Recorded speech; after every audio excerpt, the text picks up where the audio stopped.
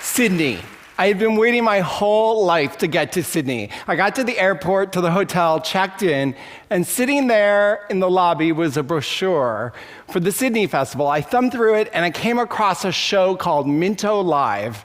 The description read, "The suburban streets of Mento become the stage for performances created by international artists in collaboration with the people of Mento." What was this place called Mento? Sydney, as I would learn, is a city of suburbs, and Mento lies southwest, about an hour away. I have to say, it wasn't exactly what I had in mind for my first day down under. I thought about the Harbor Bridge or Bondi Beach, but Mento? But still, I'm a producer, and the lure of a site-specific theater project was more than I could resist. So off I went into Friday afternoon traffic, and I'll never forget what I saw when I got there. For the performance, the audience walked around the neighborhood from house to house. And the residents, who were the performers, they came out of their houses and they performed these autobiographical dances on their lawns, on their driveways. The show is a collaboration with a UK-based performance company called Lone Twin. Lone Twin had come to Mento and worked with the residents, and they had created these dances. This Australian Indian girl, she came out and started to dance on her front lawn, and her father peered out the window to see what all the noise and commotion was about, and he soon joined her. And he was followed by her little sister. And soon they were all dancing this joyous, exuberant dance right there on their lawn. And as I walked through the neighborhood, I was amazed and I was moved by the incredible sense of ownership this community clearly felt about this event. Mento Live brought Sydney-siders into dialogue with international artists and really celebrated the diversity of Sydney on its own terms. The Sydney Festival, which produced Mento Live, I think represents a new kind of 21st century arts festival. These festivals are radically open. They can transform cities and communities. To understand this, I think it kind of makes sense to look where we've come from. Modern arts festivals were born in the rubble of World War II. Civic leaders created these annual events to celebrate culture as the highest expression of the human spirit. In 1947, the Edinburgh Festival was born, and Avignon was born, and hundreds of others would follow in their wake. The work they did was very, very high art. And stars came along like Laurie Anderson and Merce Cunningham and Robert Lepage, who made work for this circuit. And you had these seminal shows like the Mahabharata and the monumental Einstein on the Beach. But as the decades passed, these festivals, they really became the establishment. And as the culture and capital accelerated, the internet brought us all together, high and low kind of disappeared, a new kind of festival emerged. The old festivals, they continued to thrive, but from Brighton to Rio to Perth, something new was emerging. And these festivals were really different. They're open, these festivals, because like in Mento, they understand that the dialogue between the local and the global is essential. They're open because they ask the audience to be a player, a protagonist, a partner, rather than a passive spectator. And they're open because they know that imagination cannot be contained in buildings. And so much of the work they do is site-specific or outdoor work. So the new festival, it asks the audience to play an essential role in shaping the performance. Companies like De La Guarda, which I produced, and Punch Drunk create these completely immersive experiences that put the audience at the center of the action. But the German performance company Rimini Protocol takes this all to a whole new level.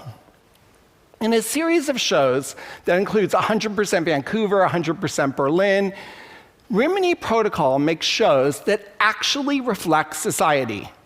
Rimini Protocol chooses 100 people that represent that city at that moment in terms of race and gender and class. Through a careful process that begins 3 months before And then those 100 people share stories about themselves and their lives, and the whole thing becomes a snapshot of that city at that moment.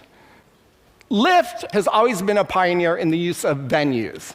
They understand that theater and performance can happen anywhere.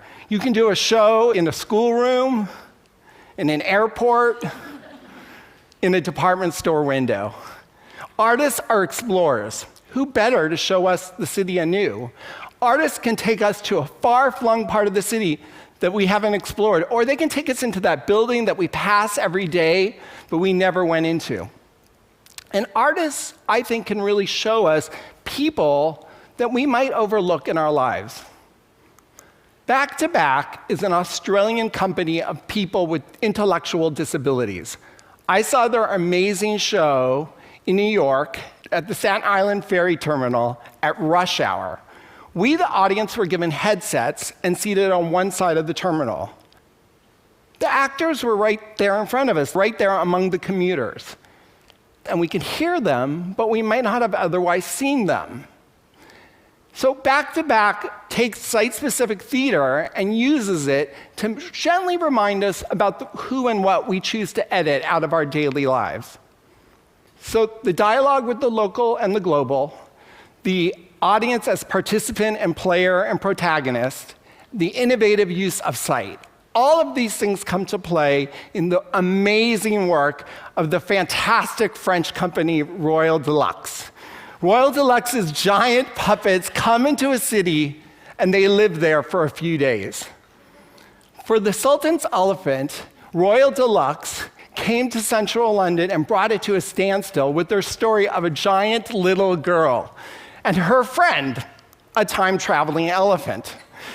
For a few days, they transformed a massive city into a community where endless possibility reigned.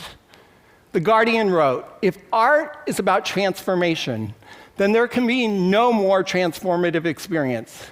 What the Sultan's Elephant represents is no less than an artistic occupation of the city and a reclamation of the streets for the people."